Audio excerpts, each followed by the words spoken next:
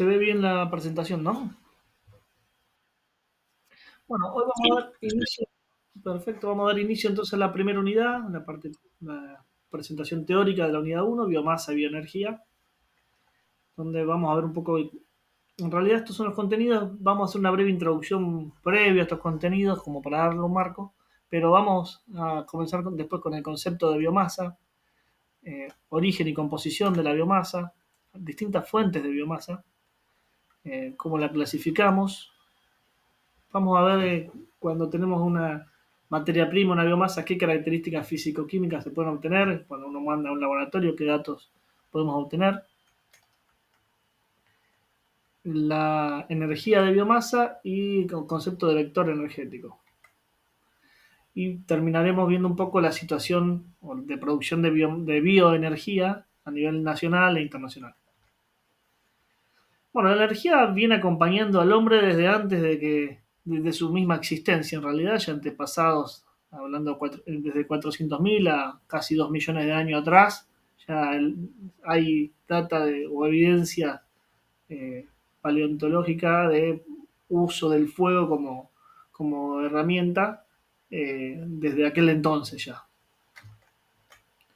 Y bueno, asociado a este uso de fuego, que es fundamentalmente quemando residuos, quemando madera fundamentalmente, para la cocción de alimentos, para el calentamiento, durante momentos de bajas temperaturas, etcétera. Asociado a esto ha habido, desde aquel entonces a esta parte, un notable crecimiento en los consumos de energía distintos usos, desde energía para alimentos, que bueno, es lo que menos ha aumentado en este caso, fundamentalmente ha aumentado por el aumento de la población y el aumento de consumo por cada persona. Y bueno, el aumento obviamente notable que tenemos en la población mundial eh, de- desde hace ya tiempo. Eh, y bueno, asociado al estándar de vida sobre todo y a las tecnologías que van surgiendo que son más demandantes en energía, tenemos aumentos de energía para consumo doméstico, cocción, calefacción, energía para servicios, para comercios, etcétera, industria, la parte de industria y agricultura, que lleva una parte importante del consumo de energía per cápita, y de energía para el transporte. Les diría que transporte, eh, industria y sector residencial son los tres grandes sectores de consumo de energía a nivel global.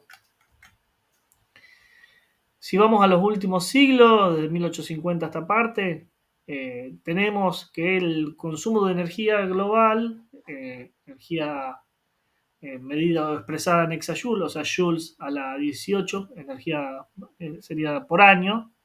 Bueno, la energía de biomasa, si pueden, que es lo que estamos en color verde, biomasa tradicional, estamos hablando fundamentalmente de quema de madera y algún otro residuo que se puede utilizar, pero fundamentalmente madera, se ha mantenido bastante estable en torno a los 25 exajoule por año, no ha modificado sustancialmente. El gran incremento se da a partir de la revolución industrial, que se ve en color negro, que estamos hablando inicialmente de combustible fósil inicial de la revolución industrial es el carbón. Coal es carbón. Y posteriormente aparece en rojo lo que es el petróleo, que hoy día es tan importante, de todas las fuentes es la más utilizada, eh, seguida por el carbón, que sigue siendo relevante, y en tercer lugar ha quedado el gas natural. Y luego han aparecido algunas fuentes de energía renovable, llámese hidroeléctrica, llámese nuclear, llámese energías renovables modernas o nuevas energías renovables, biomasa, eólica, solar, etcétera. Pero si se fijan, sigue siendo una proporción menor del total. El total sigue estando gobernado principalmente por energías fósiles, petróleo, carbón y gas natural. Acá simplemente ver un poco las unidades. Estamos en alrededor de 500 exajoule de energía primaria considerada no la que se usa, sino de la que proviene. Es decir, si en la madera tenemos 20 exajoule por 20 megajoule por kilo de madera, y después cuando la usamos, la eficiencia con la que usamos hace que se aprovechen solo la mitad, 10 megajoules. Bueno, la energía primaria son los 20 megajoules, es lo que tenía inicialmente la biomasa. Y lo mismo para el carbón, para el gas natural, para el petróleo, es la que hay en ese combustible que se utiliza. De la eficiencia con la que se utiliza, bueno, será tal vez la energía final será menor. Vamos a ver algunos conceptos después y entiendo que algunos habrán visto ya a lo largo de la carrera. Y en términos porcentuales, bueno, la biomasa, el color verde, que esto aquí al principio era prácticamente 100% era biomasa del total, pero obviamente en la medida que han aparecido los fósiles, principalmente el carbón, fue creciendo y llegó a ser un 50% cada uno por allí, por principios del siglo pasado. Y luego, bueno, la biomasa porcentualmente ha ido cayendo por el crecimiento no solo del carbón, sino del petróleo, que han tomado mayor relevancia.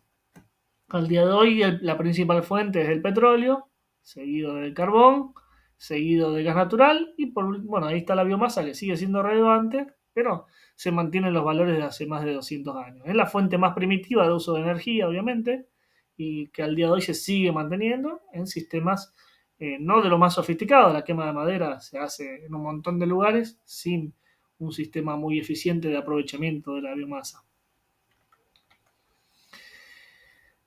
Así que bueno, todo esto está motivado obviamente no solo por el aumento de población, sino que el aumento del estándar de vida en muchos lugares.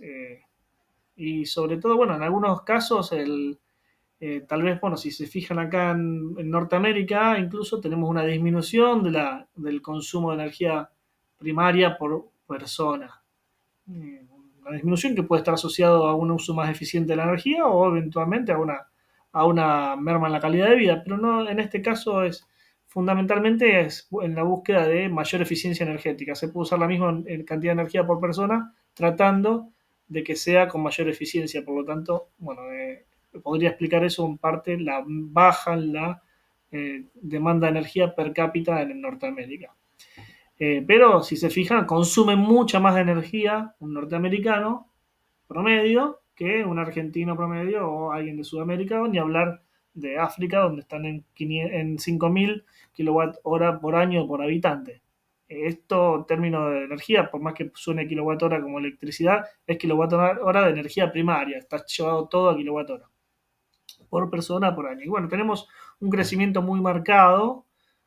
Fundamentalmente, bueno, Sudamérica tiene un crecimiento per cápita alto, Argentina acompaña esa suba también, encontrándose por arriba de la media de Sudamérica, y sobre todo el continente asiático, explica buena parte del crecimiento de la demanda total de energía a nivel global, porque es un continente donde no solo aumenta la cantidad de población de manera muy significativa, que lo vamos a ver aparte, sino que aumenta el estándar de vida del asiático promedio asociado a mayores consumos de energía.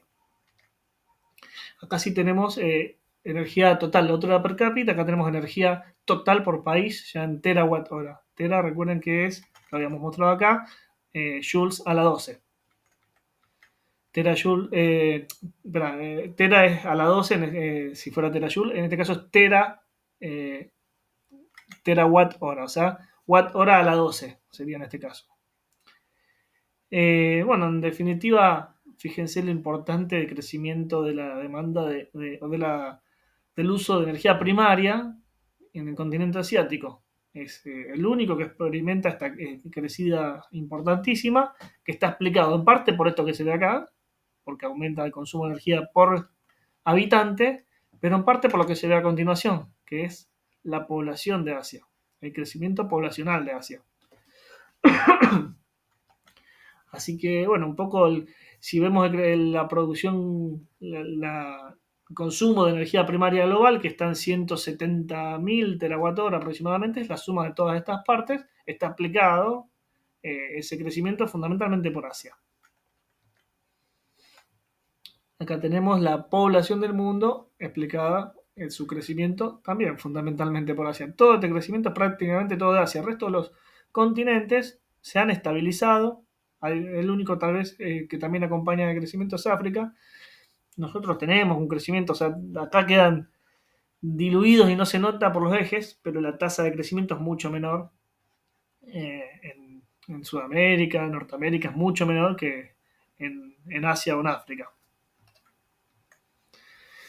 Y bueno, yendo un poco a lo que son las energías renovables, tenemos que para dar un marco teórico a lo que motiva las energías renovables, es el hecho de que el sector de la energía es responsable de 3/4 de las emisiones de dióxido de carbono. O sea, cada 100 kilos de dióxido de carbono que se emiten a la atmósfera, 3/4 vienen traídos o ocurren por el sector de la energía. Entonces es un sector muy relevante a tratar de resolver, eh, o sea, si queremos resolver la problemática de calentamiento global y de efecto invernadero que afecta a nuestro clima y a la atmósfera terrestre, hay que, sin dudas, tratar de resolver el tema energético, buscar alternativas a los combustibles fósiles.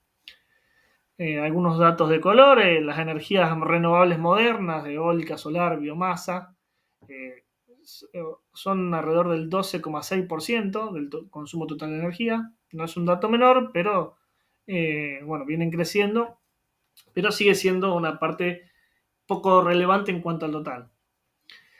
135 países tienen de alguna manera algún objetivo de emisiones netas cero, para tratar de disminuir sus emisiones de gases de efecto invernadero.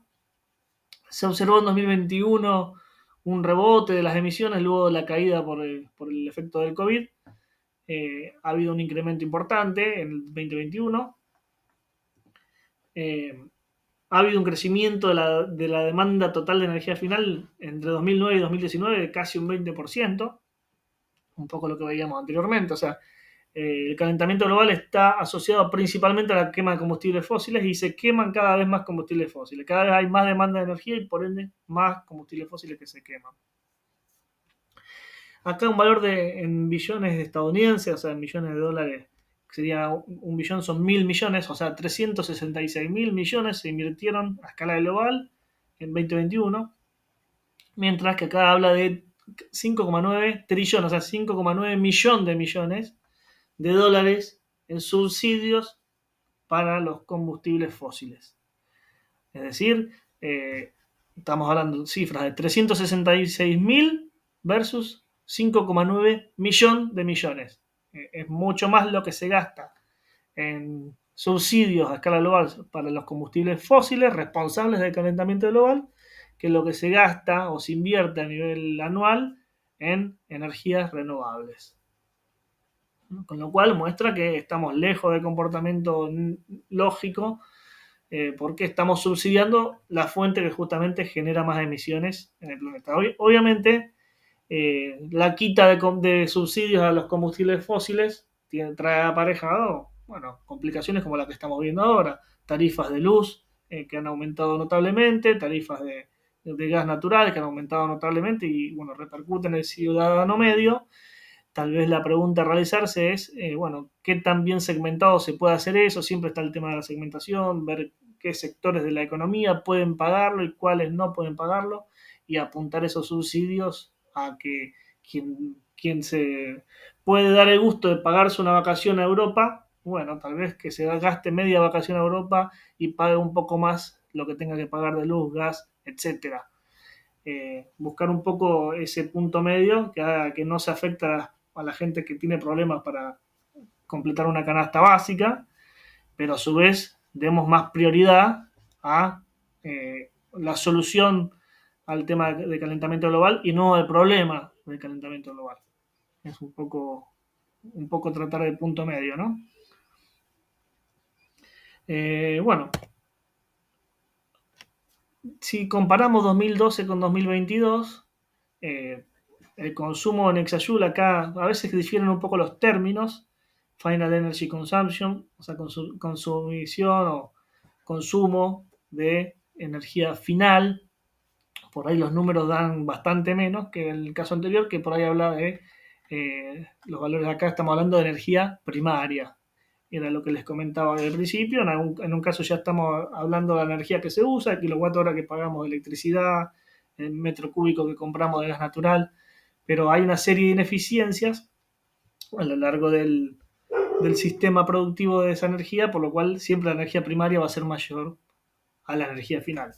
En términos de energía final, estamos en alrededor de 400 exajoules, bastante menos, con un incremento importante de casi menos de 350 que había en 2012 hasta casi 400. Como dato positivo, tenemos que ha habido un incremento de las modernas renovables de casi un 60%, se incrementaron en esos 10 años. Antes era el 9,5% del total, ahora estamos en el 12,9% del total. Acá las tiene resumidas: solar, eólica, mareomotriz, hidráulica o electricidad de represas hidroeléctricas, y acá con esta hoja representaría lo que es biomasa. De todas estas renovables modernas, ese 12,9, más de la mitad, el 7% del total de los 400, es para producir electricidad, un 4,9% para producir calor y un 1% en lo que son los biocombustibles, lo pueden llamar biocarburantes, cuando son para transporte. Porque biocombustible en realidad es todo combustible que proviene de biomasa. Y no todo el combustible que proviene de biomasa se usa para el transporte. Después veremos algún concepto, ya en otras unidades lo vamos a definir mejor. Bueno, y tenemos que antes era el 81,1% eran fósiles, ahora el 79% son fósiles. Lo que pasa es que en un consumo en valor absoluto que pasó de 350 a 400, por más que porcentualmente sea menos, en términos absolutos estamos quemando más combustible fósil. De hecho es un 13% mayor en términos absolutos. Bueno, acá esto es una imagen que está adaptada de Climate Watch, donde muestra, fracciona del 100% de las emisiones de gases de efecto invernadero, 3/4 partes es debido a la energía, algún tipo de combustible quemado con fines energéticos. De eso, el 32% es para la electricidad y calor, 17% es para transporte. Por eso que son tan importantes esos tres usos de la energía. Y por eso tanto la biomasa como otras fuentes renovables buscan resolver el problema de la electricidad y calor, que llevan una parte importante de las emisiones de gases de efecto invernadero, y el transporte, que es otro sector relevante. Y vayan viendo el término CO2 porque lo vamos a ir viendo, CO2 equivalente, porque el calentamiento global, si bien no es todo dióxido de carbono, habrá metano, habrá clorofluorocarbonos, hay un montón de moléculas que generan calentamiento global, pero todas ellas se las transforman en unidades de dióxido de carbono equivalente. Si el metano genera un efecto 21 veces mayor que el dióxido de carbono, 1 kilo de metano se lo valoriza en términos de 21 kilos de dióxido de carbono. Y se lleva todo a una única unidad. De los millones de toneladas que se emiten de dióxido de carbono equivalente, casi la mitad se va en electricidad, calor y transporte. Y si sumamos toda la energía, porque hay energía necesaria para manufactura y construcción, hay energía, por el sector de la energía, por emisiones fugitivas de algún transporte de gas, por ejemplo, se emite metano por las pérdidas de metano o de gas natural. Y bueno, cada uno de estos sectores va emitiendo la edificación, por ejemplo, bueno, todo lo que es del sector de energía en sus distintas variantes, son prácticamente 3/4 de las emisiones de los gases de efecto invernadero a nivel planetario. Y bueno, podemos ver acá de los distintos países del mundo qué porcentaje de su matriz energética es por energía renovable. O sea, los colores más claros tienen una fracción más baja de su energía final a partir de fuentes renovables. Nosotros estamos bastante mal en ese sentido. Dentro del mapa tenemos menos del 10% de nuestra matriz energética proveniente de fuentes renovables. Bueno, como contraposición hay países que ya en Europa, o bueno, vecinos como Uruguay y Paraguay, tienen más de la mitad de su fuente de energía proviene de fuentes renovables. Así que, bueno, no está tan lejos la posibilidad, es cuestión de política energética de cada país, obviamente. Brasil, que es un país de dimensiones mayores a las nuestras incluso, un país cercano, digamos, limítrofe tiene entre un 40 o 50%, tiene un sistema de transporte sobre todo basado en buena parte en etanol, que hace una buena parte de esta matriz energética que es más renovable que la nuestra. Habrán visto tal vez o oído nombrar el objetivo de emisiones netas para 2050, en lo que se conoce como la transición energética. Ahí, digamos, está modelado qué valores de estos tres combustibles fósiles, carbón, petróleo y gas natural, cómo son en 2010, en 2021 y cómo deberían proyectarse la cantidad de exajoules de estas tres fuentes para cada uno de estos años, de aquí al 2050, para tener emisiones cero. Bueno, obviamente suena algo muy optimista, muy difícil de cumplir, pero bueno, en estos planteos se hacen en paralelo de este lado, del lado derecho, todas las renovables, la cantidad de energía que deberían o se proyectan que se podrían o deberían producir, donde la bioenergía moderna es este color verde que según esta publicación podría rondar en alrededor de 100 exajoules para fines, para 2040 o 2050. Tienen un valor más relevante tal vez, o muy relevante tal vez, pero como unidad, la verdad que las bioenergías modernas tienen un potencial importante, tal vez están detrás de las solars para 2050, que se espera un crecimiento muy marcado de esta tecnología, y bueno, están ahí también como relevantes las eólicas. Hablábamos hoy de gases de efecto invernadero, esto está estirado a propósito por la imagen que viene después, porque bueno, acá tenemos lo que son millones de toneladas de dióxido de carbono por año desde el 1990 hasta el presente, hasta 2019, donde, bueno, en 2019 estábamos ya en alrededor de 50.000 millones de toneladas de dióxido de carbono equivalente emitidas a la atmósfera por año. Bueno, fíjense, el sector de la energía se lleva, como comentábamos hoy, prácticamente 3/4 de esas emisiones. Si lo vemos como dióxido de carbono sin considerar los otros gases, solo el dióxido de carbono, bueno, no llega a 50.000 millones de toneladas, estaremos en alrededor de un poco menos de 35.000 millones de toneladas. Pero bueno, buena parte de esos 50.000 de dióxido de carbono equivalente o sea, 35 de 50 es la proporción que se le puede endilgar al dióxido de carbono, al gas dióxido de carbono. Y bueno, yendo un poco al tema de escasez de combustibles fósiles, del cual se suele hablar, si se fijan ya en el 90, lo que es, hay un indicador que es las reservas, el ratio entre reservas y producción, o sea, cuánto más es la reserva respecto a lo que se produce cada año. Y bueno, ya en el 90, el valor gris, que es el mundial, estábamos en torno a los 40, 45 años, o sea, las relaciones que tendríamos en las reservas mundiales de petróleo y de fósiles en general, 45 años de reserva, perdón, esto es de petróleo, no es de fósiles en general, es petróleo, 45 años de la reserva respecto a lo que se requiere anualmente. Y pasaron 45 o 50 años y en lugar de tener menos tenemos más, porque se han ido encontrando nuevas reservas y se siguen anualmente encontrando nuevas reservas y lejos de disminuir aumenta la relación, la proporción de reservas.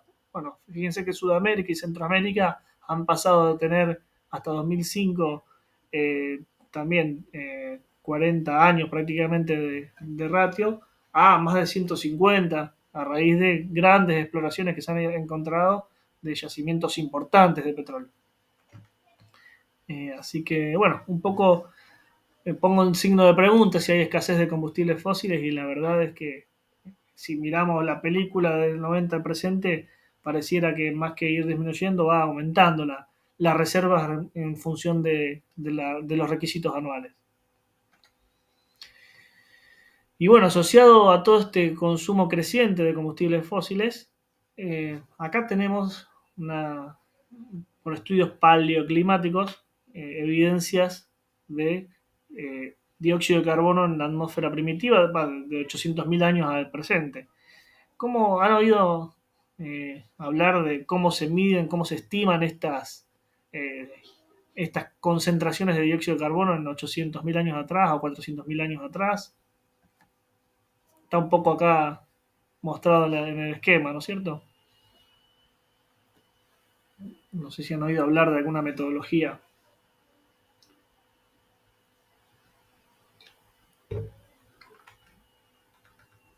Por las dudas vuelvo por si no me quedé sin conexión. No, veo que estamos.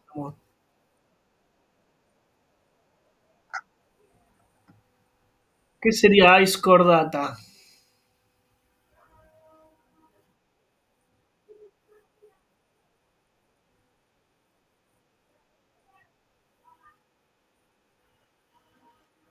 Exacto, exactamente, porque en el hielo hay burbujas de aire y se puede hacer una data por radioisótopos donde estudian esa capa de hielo en que aproximadamente hace cuántos miles de años se formó y el aire que se encuentra en ese cuerpo de hielo es, si la data da de que es de hace 200.000 años, el aire que está ahí se conserva tal cual y se puede hacer una medición de cuánto dióxido de carbono había. Cuestión que esta reconstrucción da estas oscilaciones, ciclos de aumentos de dióxido de carbono, ciclos de disminución. Bueno, nosotros venimos en un ciclo de aumento ya hace varios miles de años, pero desde que de los últimos años ya, también con permafrost, más lo más reciente con instrumental de medición moderno, da una pendiente que asusta un poco porque no tenemos registros históricos de un aumento tan pronunciado de las concentraciones de dióxido de carbono. Así que, bueno, esta pendiente es una vertical, si lo miramos en una película de 800.000 años al presente, es una vertical prácticamente, completamente vertical. Y bueno, está un poco los distintos escenarios de calentamiento global viendo en qué momento se estabilizan. Bueno, todo esto hace muy relevante a buscar una solución a esta problemática de los combustibles fósiles, donde ahora sí entra un poco la biomasa y vamos a tratar de introducir el tema. Cuando hablamos de biomasa nos referimos a cualquier tipo de materia orgánica, ya sea de origen vegetal, de animal o de algún microorganismo, que pueda utilizarse para producir energía o como fuente de energía requerida por el humano. Eh, Puede venir de distintos recursos naturales, de residuos agrícolas, residuos forestales, residuos industriales, eh, también puede ser residuos domiciliarios, o también pueden provenir de algún cultivo energético que se siembra para producir biomasa y aprovecharla. Desechos de alimentos, aceites usados, estiércol bovino, estiércol de alguna especie que está en un sistema productivo intensivo y que se acumula gran cantidad de estiércol, heces y orina que pueden utilizarse. Ahí ya, bueno, cuando entramos para ese tipo de sistemas, generalmente estamos hablando de, por la cantidad de humedad que tiene, lo vamos a ver más adelante, por ahí el sistema más apropiado son la digestión anaeróbica en biodigestores para obtener metano. Pero bueno, cada una de estas fuentes tendrá sus atributos, cada una de estas biomasas, que harán que sea más factible un sistema u otro de obtención de energía.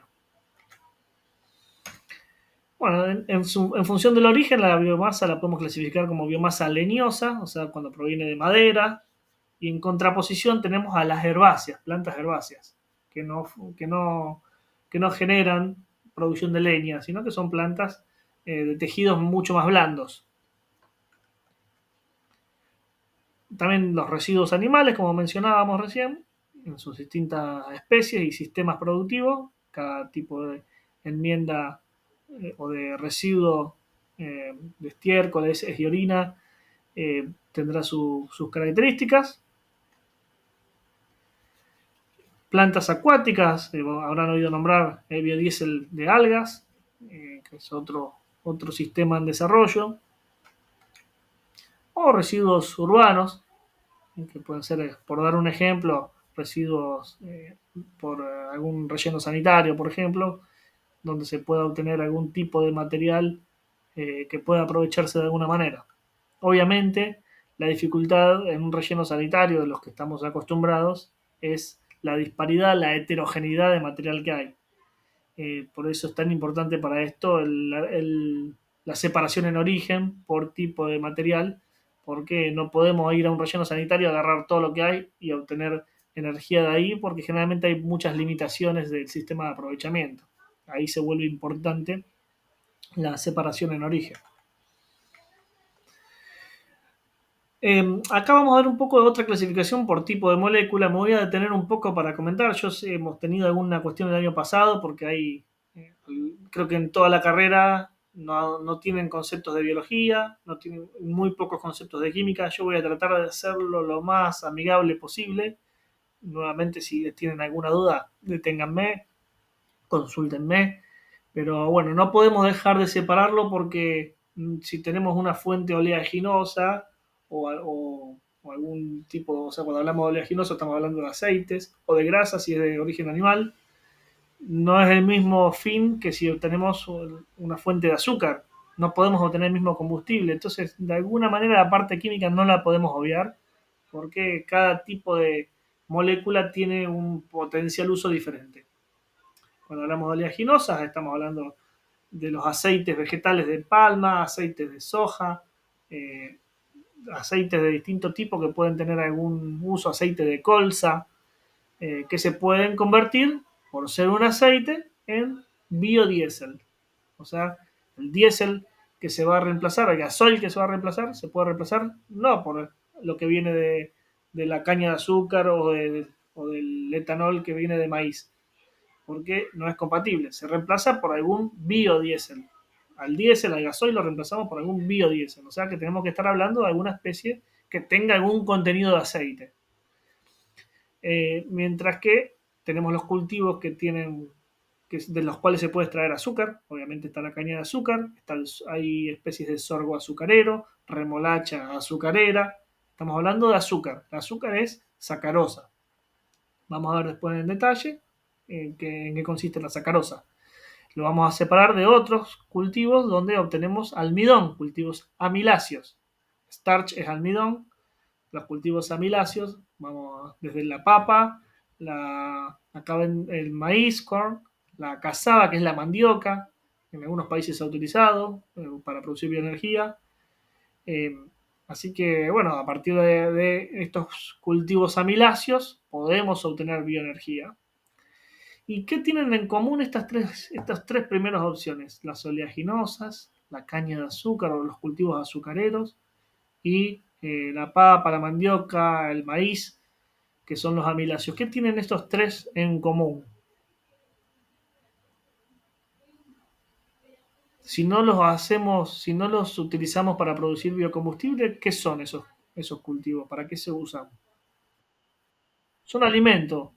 En definitiva, estamos transformando en energía algo que se requiere para alimentar a la población mundial.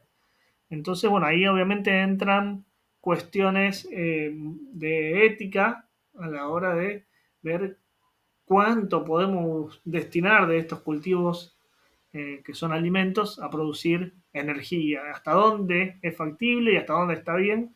Un cultivo como el maíz que cotiza en bolsa, donde si usamos buena parte de ese maíz para producir energía, obviamente va a haber menos maíz para alimento y la cotización del maíz efectivamente puede verse en alza por esto.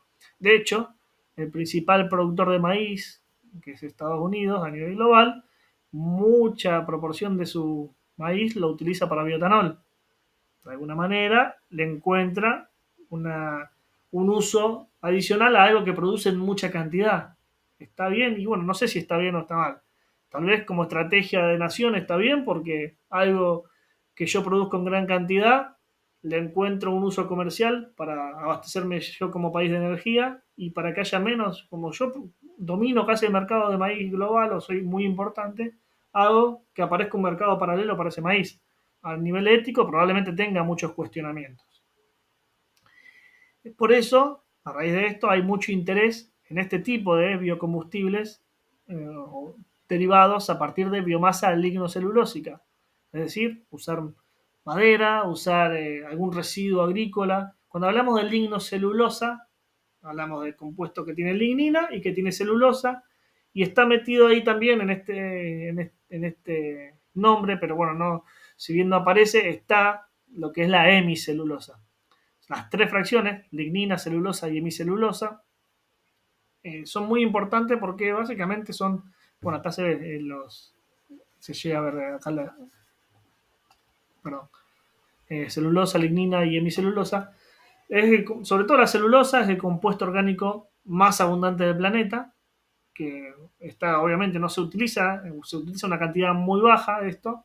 La celulosa lo pueden digerir los rumiantes, o sea, ganado vacuno, ganado bovino, puede consumirlo, digerirlo y ahí obtenemos indirectamente alimento, pero hay mucha celulosa que no se aprovecha, tanto es así que los incendios forestales que se producen, en algunos casos, digamos, por accidentes y en otros casos por el factor antrópico, el hombre que los causa, de hecho, en algunos casos intencionalmente. Bueno, muchas veces una buena estrategia de evitar una quema es planificar una determinada cosecha. Lo que se cosecha y se usa para producir bioenergía no se puede quemar. Entonces, la acumulación de biomasa en sistemas forestales o pastizales, etcétera, en grandes cantidades, genera una acumulación de un combustible que ante situaciones de sequía, ya sea accidental o intencionalmente, pueden ser sujeta a producir incendios. Esos incendios se producen no solo con todo el problema que generan, sino que además genera emisiones a la atmósfera que podrían, si se evitasen estos incendios y se cosechara esa biomasa, podrían generar energía aprovechando esa biomasa en lugar de quemarla, en lugar de que se quema a cielo abierto, y evitando el consumo de combustible fósil, reemplazando combustibles fósiles. Entonces, desde esa perspectiva, sería un gran ahorro a nivel global poder, de hecho hay alguna publicación que más adelante vamos a ver, de cuánta energía podría producirse a partir de la energía que espontáneamente se quema todos los años, ya sea accidental o intencionalmente. En el tema de la biomasa oleosa, vamos a hablar de grasas para lo que es animales y de aceites para lo que es vegetales. Ambos, tanto grasas como aceites, son triglicéridos. Ya vamos a ver un poco el nombre de triglicéridos. Triglicéridos, por un lado, porque tiene glicerol, de ahí el nombre de glicérido, y tri porque tiene 3 ácidos grasos. Está conformado por 3 ácidos grasos. Los ácidos grasos son cadenas largas de carbono con un terminal ácido, que es esto que vemos acá. Un carbono con un oxígeno en doble enlace y con otro oxígeno tiene un enlace simple. Eh, estos ácidos grasos son cadenas largas, como decía, de carbono, que ya vamos a ver un poco más de ejemplo. Por ejemplo, aquí tenemos 18 carbonos en el ácido esteárico y en algunos casos van a ver este doble enlace como es el ácido oleico. Generalmente los vegetales tienen gran cantidad de aceites con dobles enlaces. Aceites, cuando tienen dobles enlaces, hablamos de que están insaturados, no están saturados de hidrógeno, porque donde hay dobles enlaces hay menos hidrógeno. Entonces están insaturados. Cuando no hay dobles enlaces se dice que está saturado. Generalmente en la biomasa se acumula dentro del cuerpo de la célula. Acá tendríamos una célula en una microscopía electrónica, una célula de sésamo. Acá se ven las cell wall, que serían las paredes celulares, y unos cuerpos oleosos, oil body, perdón. Sería un cuerpo oleoso. Acá un cuerpo proteico también. Y esto es una esquematización de un cuerpo oleoso u oleosoma, donde todos estos puntos azules, cada uno de estos vendría a ser un triglicérido. Y tenemos rodeado de esta capa roja de fosfolípidos, donde hacia afuera, la cabeza roja redondita que se ve acá, es la cabeza polar. Puede estar en contacto con el agua, mientras que el lípido no puede estar en contacto con el agua. Entonces, lo que tiene el fosfolípido es que tiene una parte que es hidrosoluble, o sea, puede estar en contacto con el agua, que es la cabeza redondita roja que se ve aquí, y una parte que son 2 colas que son liposolubles, que están en contacto con la parte lipídica, con el triglicérido. De esa manera permite que tengamos acumulados en las células cuerpos oleosos u oleosomas. Esto es importante en el aceite de soja, en el aceite de sésamo en este caso, aceite de girasol, bueno, están ubicados o concentrados en la parte interior de la célula. Y acá solo para ver un ejemplo, las abreviaturas de todos estos ácidos grasos tenemos el primer número, es la cantidad de carbonos, con un 2 puntos, y el segundo número es la cantidad de dobles enlaces. Entonces, si es 2.0, tiene que el ácido eicosanoico tiene 20 carbonos, ningún doble enlace. Como decíamos, con dobles enlaces hay insaturación y es más característico de los aceites, mientras que cuando es casi todo saturado es más característico de las grasas.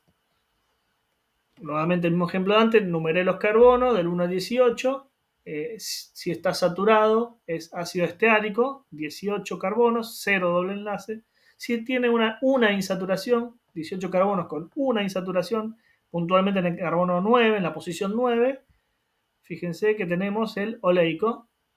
Son 18 carbonos, se llama oleico, o en otra nomenclatura es 9 octadecenoico, donde en el carbono 9 tenemos ese doble enlace que se ve aquí. Y bueno, ahí tenemos para ver un poco la nomenclatura de estos ácidos grasos. Obviamente, aceites vegetales puede haber ácidos oleicos, mientras que en aceite en grasa animal probablemente este esté en mucha menor proporción.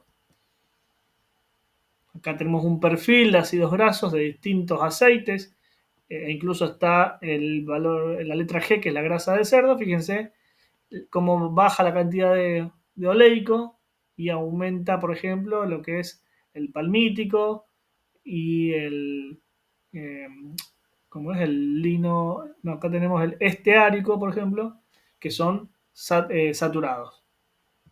Por eso es que las grasas, que son saturadas, que no tienen dobles enlaces, eh, le permite un mejor empaquetamiento y tienen puntos de fusiones, van a haber puntos de fusiones mucho más bajos que los vegetales, los aceites vegetales, que al estar insaturados tienen se les llama como codos, por el hecho de que los dobles enlaces permiten menor empaquetamiento. Fíjense un ejemplo, ácido linoleico, muy insaturado, con un doble enlace.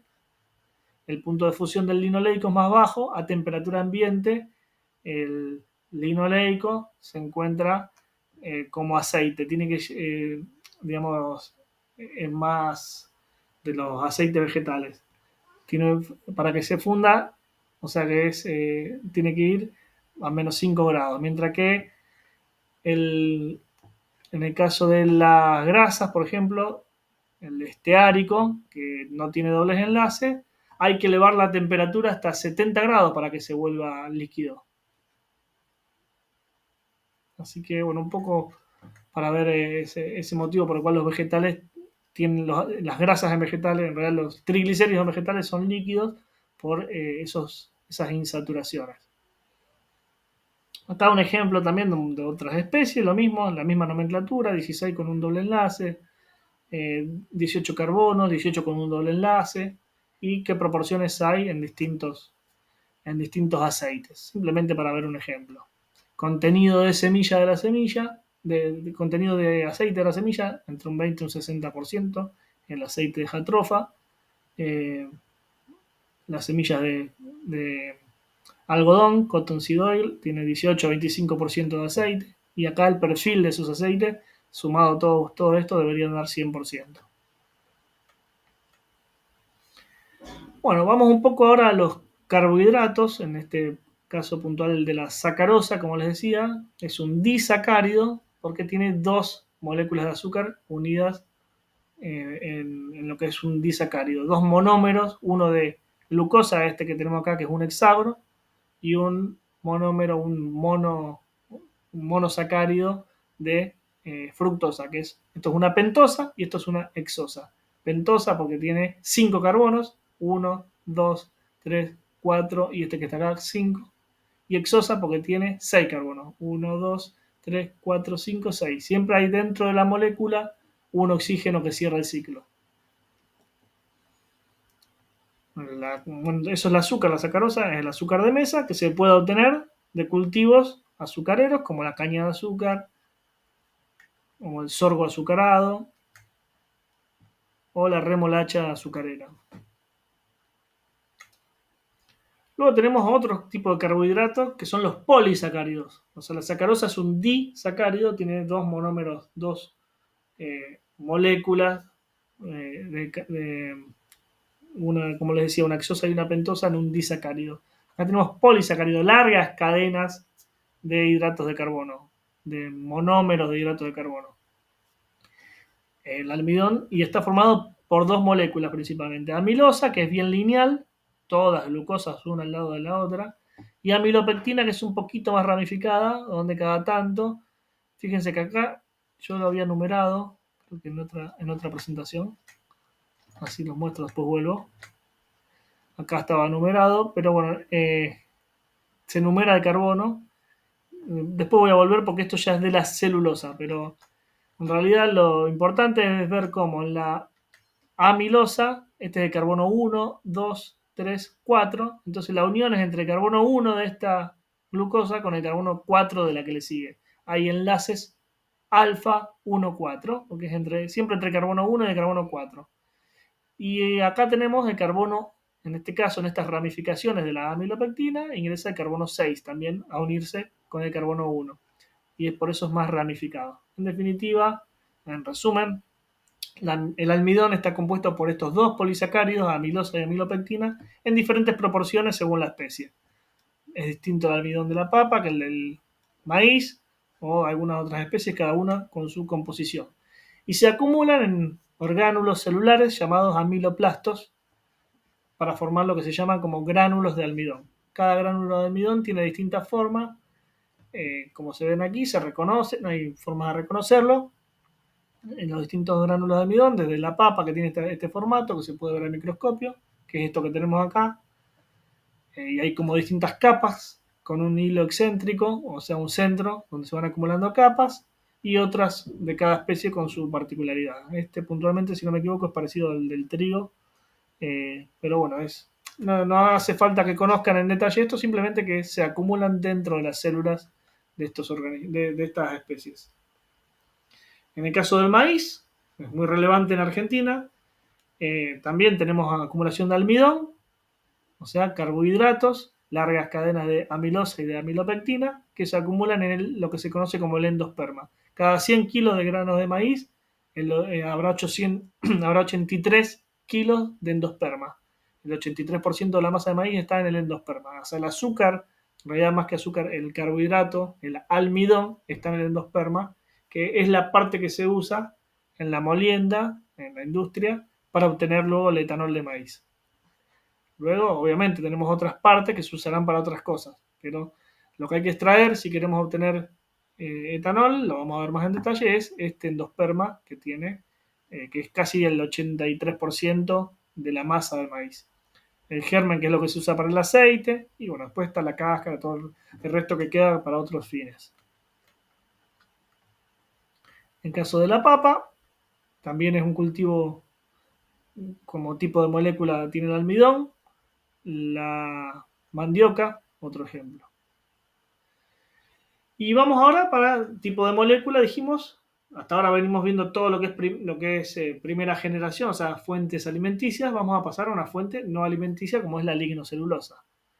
Los lignocelulósicos, fundamentalmente, aprovechamos lo que es la celulosa y la hemicelulosa, si quisiéramos, para obtener etanol.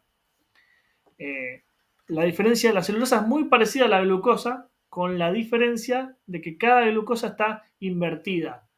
Entonces, lo que se termina produciendo es otro tipo de enlace, de manera que no tiene la misma estructura. Fíjense que es también 1,4, ¿no? O sea, de carbono 1 con el carbono 4. Se lo llama enlaces beta 1,4 porque está como invertida. Si se fijan en la cadena larga, tiene uno hacia abajo, uno hacia arriba y otro hacia abajo. A diferencia de la glucosa, donde todas las moléculas, en el almidón, perdón, todas las moléculas de amilosa en este caso, o la amilopectina acá abajo, están unas al lado de la otra, todas orientadas de la misma manera. Así que como diferencia, la celulosa, que es el compuesto orgánico más abundante del planeta, tiene enlaces 1,4 también, carbono 4 con el carbono 1, pero están invertidos, es de tipo beta. Lo importante de la celulosa es que es un hidrato de carbono estructural, o sea, forma parte de las paredes celulares. Acá tenemos esquematizada una célula y todo el contenido de pared celular, buena parte de la pared celular es celulosa. Esto es una esquematización donde tenemos, si pudiéramos ver con un microscopio electrónico lo que es la pared celular, veríamos estas fibras largas de celulosa o macrofibras de celulosa que están compuestas por microfibrillas de celulosa, y si las desplegamos cada una de ellas vamos a tener las largas cadenas de glucosa con enlaces beta 1,4.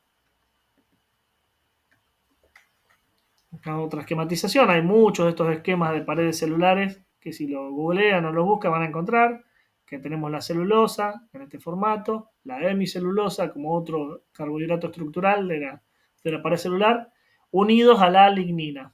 Y esto no es un dato menor porque la problemática de la lignina, que no se puede aprovechar para producir bioetanol, por ejemplo, pero toda esta matriz donde hay hemicelulosa, celulosa y lignina hace que no esté pura, no estén purificados los carbohidratos estructurales, los que nos interesan, por ejemplo, para producir etanol. Están en una matriz lignocelulósica que dificulta su extracción y purificación. Entonces los rendimientos para producir etanol de esta biomasa suelen ser mucho menores que los del almidón. Es mucho más complejo obtener bioetanol de aquí que del almidón de maíz, que está prácticamente purificamos fácilmente el almidón.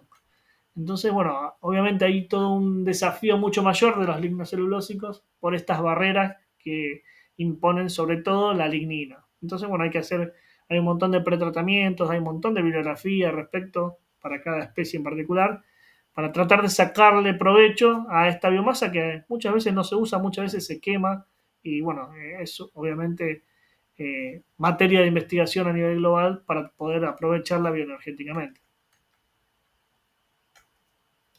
Se vuelve acá entonces relevante en lo que es las paredes celulares esta metodología, que en realidad es una metodología originalmente utilizada para producción animal, para forraje. ¿Por qué? Porque el ganado vacuno puede aprovechar la celulosa, la hemicelulosa, las bacterias que están en el estómago de los rumiantes, de las vacas, de las ovejas, etcétera, pueden degradar esta celulosa y obtener energía para su organismo, cosa que no puede el ser humano, obviamente. Entonces, estas metodologías que pueden determinar qué porcentaje de la biomasa es hemicelulosa, celulosa y lignina, que son de la rama de la nutrición animal, esta misma tecnología, el método Van Sos, muy conocido, se aplica también para saber justamente cuánta celulosa, hemicelulosa y lignina tiene, y es relevante para estudios de bioenergía. De manera que si tenemos una biomasa y queremos saber qué potencial de obtención de bioenergía como bioetanol podemos obtener, bueno, es relevante estos cálculos a través de saber qué porcentaje es soluble en fibra detergente neutro, qué porcentaje es soluble en fibra detergente ácido y qué porcentaje es lignina.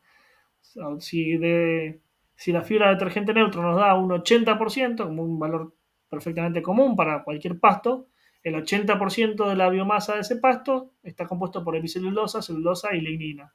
Si luego tenemos que la fibra detergente ácido es un 40%, bueno, tendremos que la fracción de hemicelulosa va a ser la resta. Fibra detergente neutro menos fibra detergente ácido, y tendremos un 40% de hemicelulosa. Si luego de ese 40% que es la fibra detergente ácido obtenemos la lignina y es un 10% de lignina, bueno, ahí sacaremos por resta cuánto hay de celulosa y cuánto de lignina. Y ahí tenemos los tres componentes principales de la pared celular, que a su vez es una parte relevante de la biomasa. Luego hay contenido celular, que suele ser mucho menor en contenido de masa. Como les decía, fíjense un ejemplo, un pasto de mi tesis, donde tenemos 30 y casi 40% de celulosa, 25% de hemicelulosa y 10% de lignina, luego cenizas de este valor de 4,6%.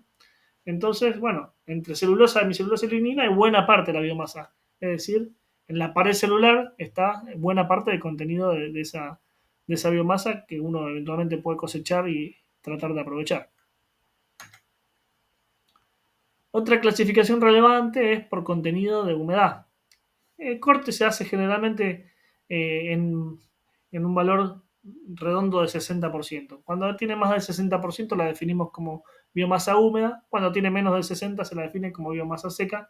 La realidad es que una biomasa con un 40 o un 50% para muchas finalidades termina siendo muy húmeda, más allá de esta clasificación. Así que bueno, es una tipología que se usa, se ha estandarizado en ese valor.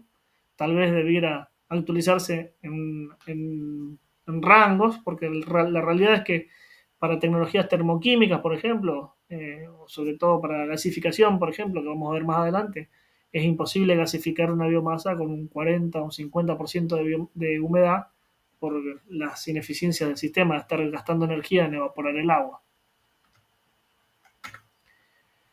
Bueno, los atributos físico-químicos de la biomasa van a estar algunos que ya mencionamos, el contenido de humedad, uno muy relevante que es el poder calorífico, ya sea inferior o superior, después vamos a entrar en detalle. Eh, el poder calorífico dijimos, luego la composición química de la biomasa, contenido de cenizas, no solo la cantidad de cenizas, sino la temperatura en la cual funde es particularmente relevante. Lo vamos a ver más adelante, pero bueno, si hay algunos procesos termoquímicos que operan a 1000 grados y las cenizas funden, o sea, se vuelven líquidas a 900, va a ser un problema porque vamos a estar teniendo en los distintos compartimentos de la maquinaria que empleemos para obtener energía una buena cantidad de acumulación de cenizas en estado líquido que pueden obstruir un montón de partes de ese instrumental para obtener energía. Entonces, bueno, eso puede ser un problema.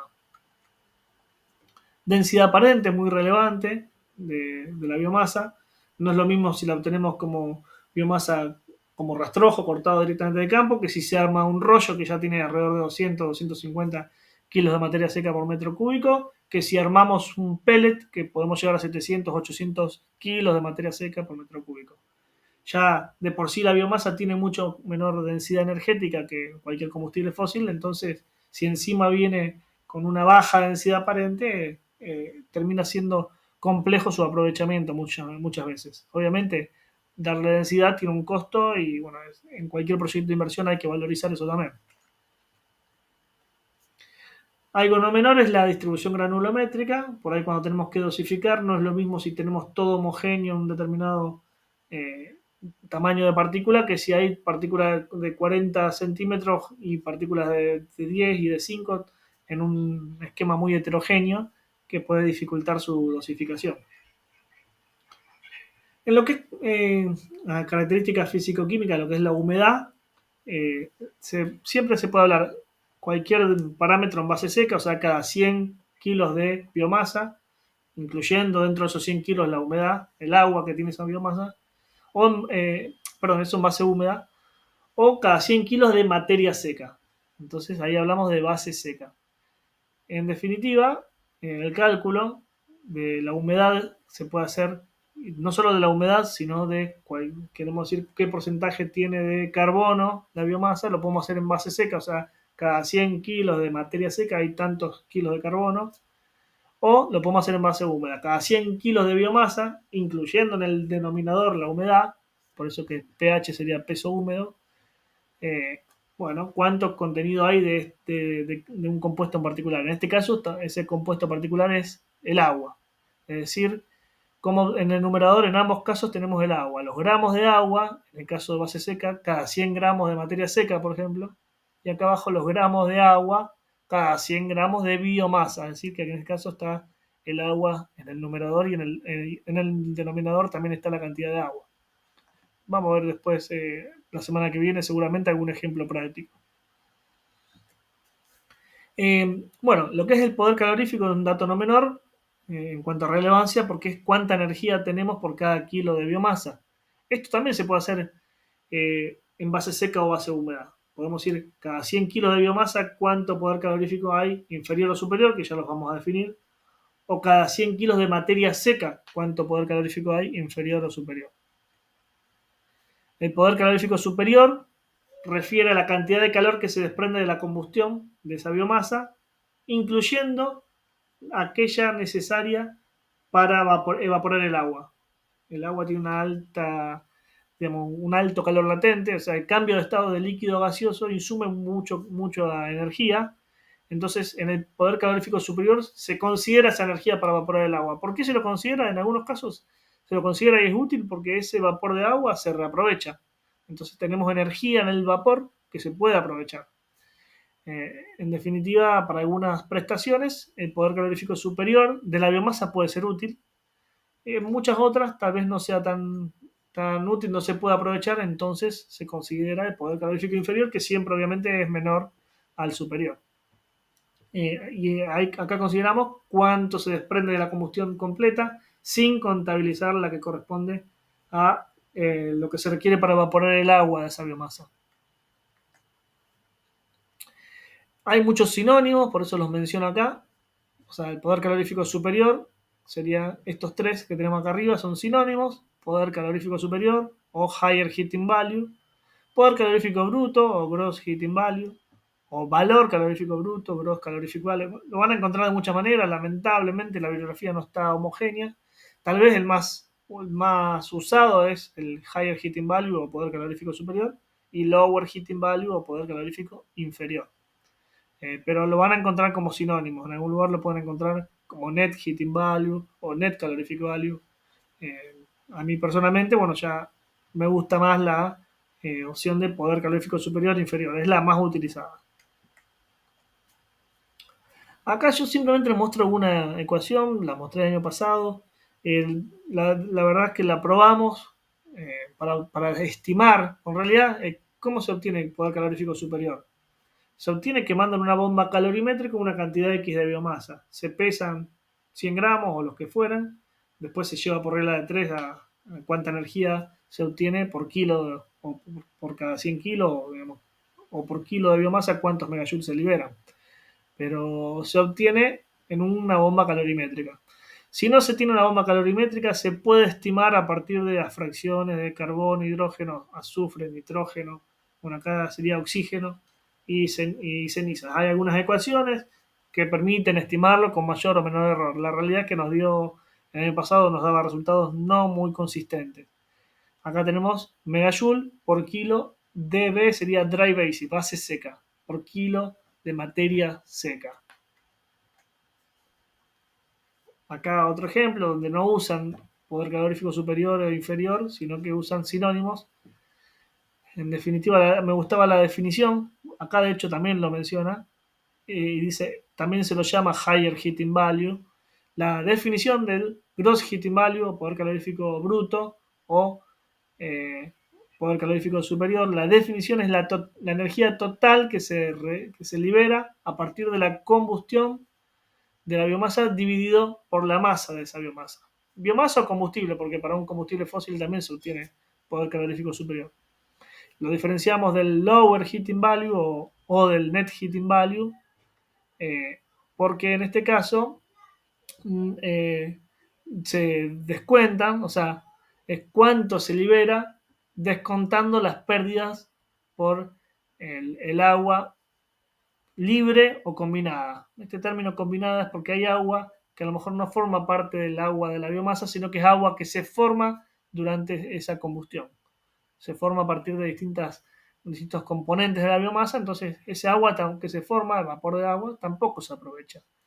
Entonces, bueno, acá comenta que hay dos formas de calor, o sea, siempre va a ser menor en la inferior que la superior por dos razones, menciona. Por un lado, la energía necesaria para evaporar el agua líquida que está en el combustible, y por otro lado, la energía para formar agua a partir del hidrógeno que tiene esa biomasa y, y evaporarla. O sea, se forma agua que no estaba en la biomasa original y se evapora. Y eso también es una pérdida de energía.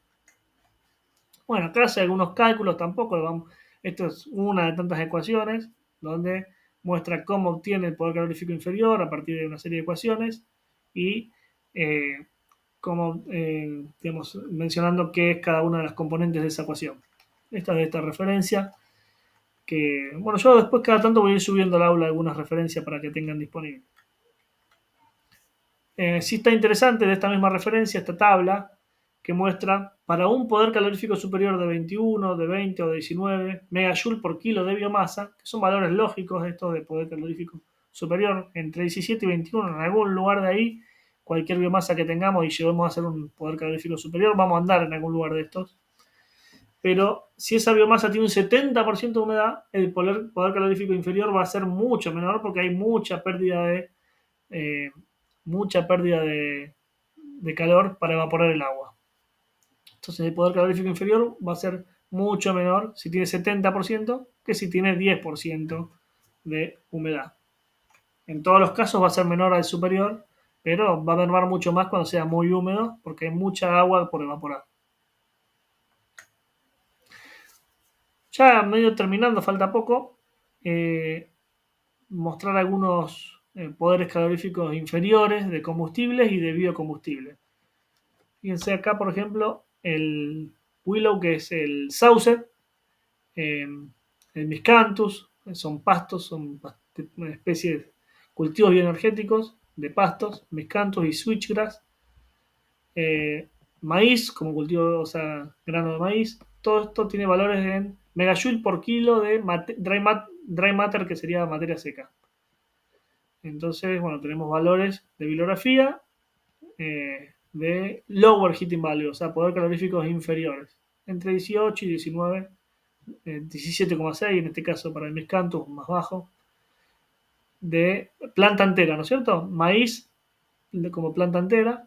Ahora si vamos a granos de trigo, por ejemplo, eh, o colza, la colza al tener más aceite tiene un poder calorífico inferior bastante más alto, el aceite tiene mayor contenido energético por unidad de masa. Y bueno, Straw que sería rastrojos, tienen bastante menos. Probablemente tengan mayor contenido de humedad, un rastrojo también. Algunos ejemplos de biocombustibles: bioaceites, biogás, biochar, biodiesel, bioetanol, 27,2 megajoule por kilo. Bueno, bastante menos todos estos, bastante menos que la nafta, por ejemplo. Fíjense, la nafta 43,3 por cada kilo versus un valor de 27,2 para el bioetanol. Bueno, uno de los problemas asociados a los biocombustibles es justamente la menor cantidad de energía, de densidad energética, por lo tanto la menor autonomía. Un tanque de 50 litros, si tiene nafta, va a recorrer, por más que sean los vehículos flexibles de Brasil, que pueden usar 100% nafta o 100% etanol o cualquier mezcla, si lo llenamos con etanol vamos a tener una autonomía mucho menor que si lo llenamos con nafta. Entonces, bueno, eso es una problemática así del biocombustible. Hay que convivir con una menor autonomía. O eventualmente, eh, la tecnología híbrida, o sea, un motor eléctrico, permite mejorar un poquito esa autonomía. Pero siempre va a ser menor la autonomía de un vehículo a etanol que de un vehículo donde se esté combustionando nafta. Porque tiene mucha más energía la nafta que el etanol. Bueno, igual y todos los combustibles fósiles en general tienen mayor contenido energético por unidad de masa. Otros análisis que se obtienen de la biomasa pueden ser lo que se conoce como un análisis proximal y un análisis elemental. El análisis proximal descompone a la biomasa en unas pocas fracciones que tienen un interés para lo que es biocombustible relevante. Las fracciones son las siguientes: o sea, por un lado obtenemos el agua, o sea, el contenido de humedad, la materia volátil, que es lo primero que se descompone de la biomasa, incluso cuando se lo calienta en ausencia de oxígeno. Son gases y compuestos orgánicos que se descomponen fácilmente al someterla a la temperatura. Y también tenemos la ceniza, que es la fracción que queda después de una combustión completa. O sea, no se aprovecha la ceniza. Queda siempre como un residuo de la biomasa. Y por último está lo que es el carbono fijo. Es una cantidad de carbono que es más estable que la materia volátil, que no se evapora y que, bueno, se quema más lentamente y es importante porque en muchos procesos se requiere esta estabilidad en la biomasa, en algunos procesos termoquímicos, para que tenga una entrega de energía más constante. Así que, bueno, este análisis proximal es relevante para los procesos de conversión energética, por ejemplo, para combustión o gasificación. Es importante tener que tenga una buena cantidad de carbono fijo. En una publicación que hicimos de 4 especies, fíjense, carbono fijo, en general las biomasas tienen entre un 20 y 30% de carbono fijo y una cantidad de materia orgánica volátil bastante más alta.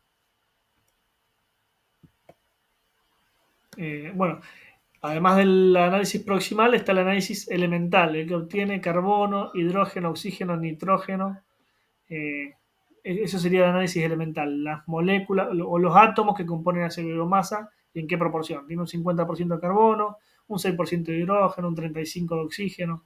Bueno, eso es la composición elemental. Mientras que la composición proximal es la que les comentaba, donde nos da estas 4 fracciones.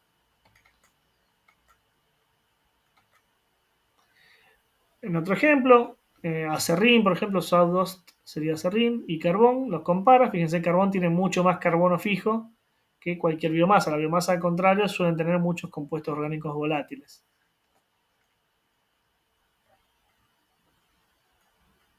Y acá 3 ejemplos de biomasa, donde también tenemos una fracción muy relevante de compuestos orgánicos volátiles y carbono fijo en menores proporciones. Por ejemplo, si lo comparamos con el carbón que mencionaba previamente. Y también tenemos el Ultimate Analysis en peso porcentual. Generalmente carbono está cercano al 50% de la biomasa y hidrógeno tenemos estos porcentajes, 6-5% de hidrógeno.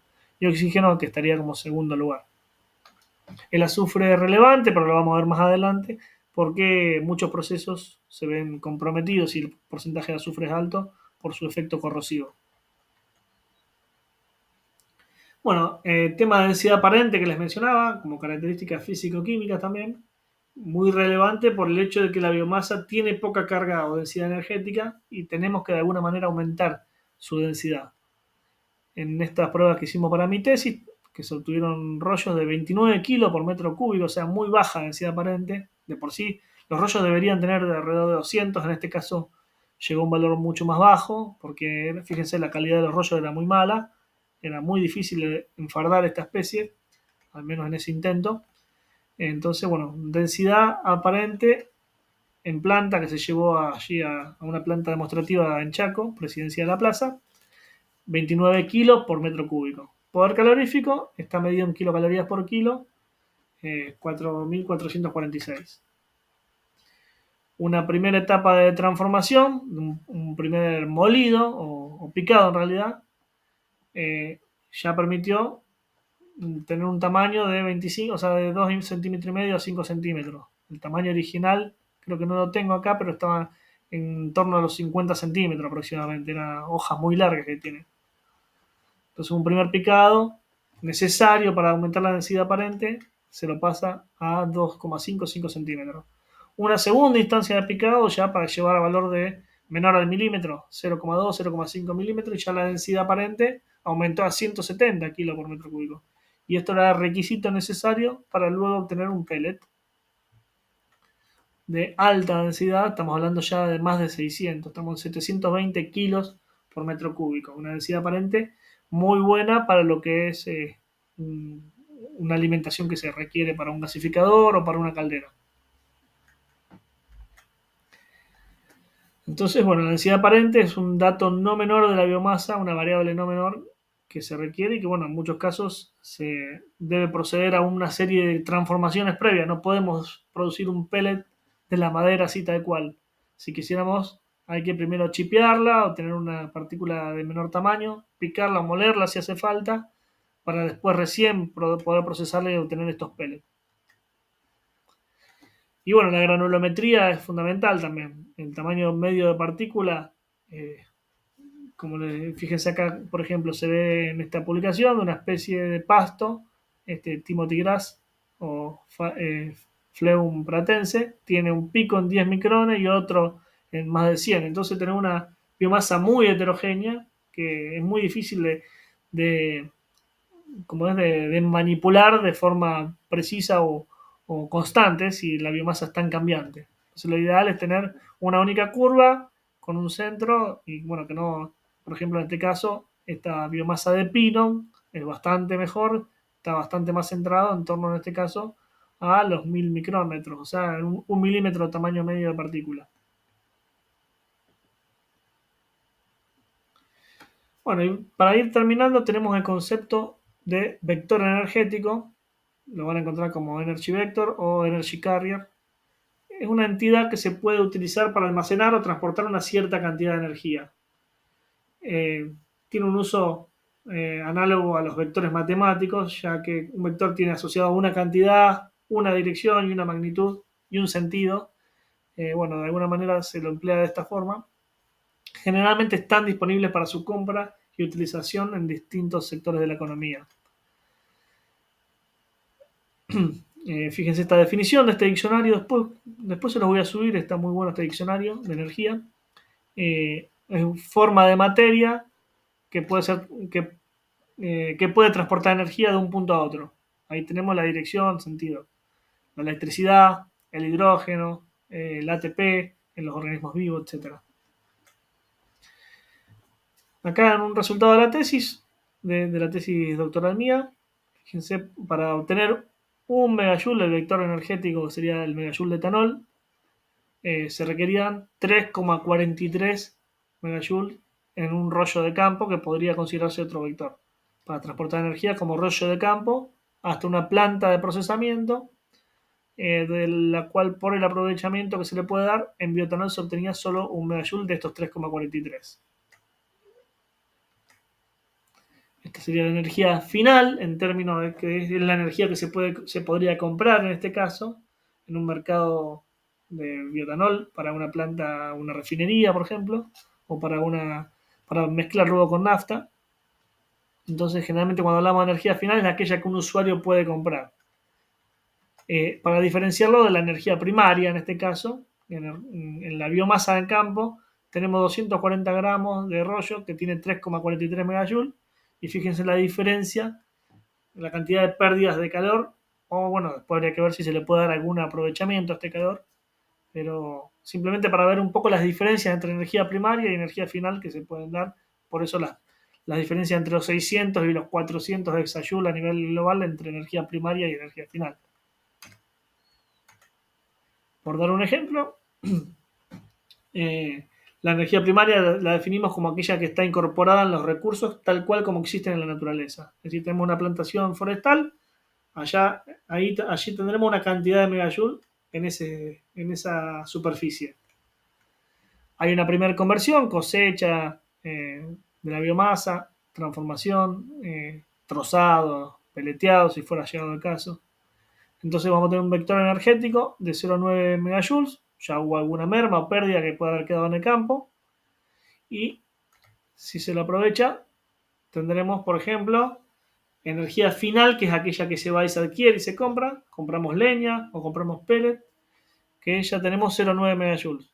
Ahora, esa leña o ese pellet puede tener una eficiencia de transformación en energía útil muy diferente.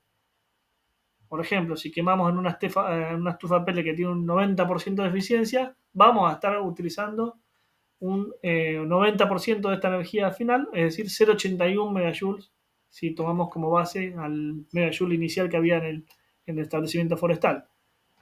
Si lo comparamos con una quema en un hogar que tiene una eficiencia mucho menor, del 50%, vamos a tener de una misma cantidad original de energía primaria que era un megajoule, en un caso aprovechamos 0,81 y en otro 0,45 megajoule de energía útil. Por otro lado, si queremos obtener bioetanol, tal vez tengamos un valor todavía menor, al menos en la parte de etanol. Después, si dentro de la planta, en el ejemplo que yo nos mostraba antes, esas pérdidas de calor o residuos que se generan se le encuentra un uso, bueno, tendremos una mayor proporción de aprovechamiento. Solo el etanol probablemente sea un valor bajo respecto a la biomasa total. Bueno, ahí culminamos con la primera clase. Voy a ver cómo está grabando y voy a dejar de grabar.